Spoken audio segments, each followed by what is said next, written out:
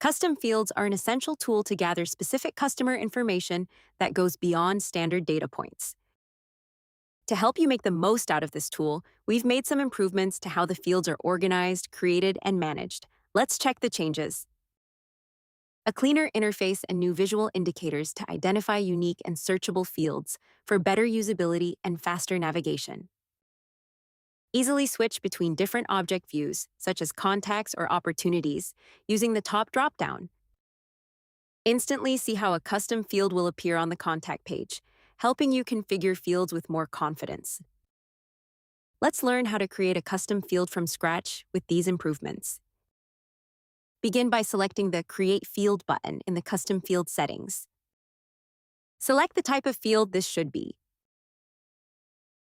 Fill out the name, folder, and associated object fields as well as any other desired details. Confirm the addition by clicking the Create Custom Field button.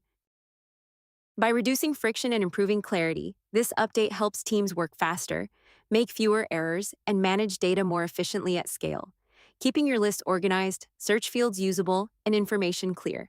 We hope you enjoy it.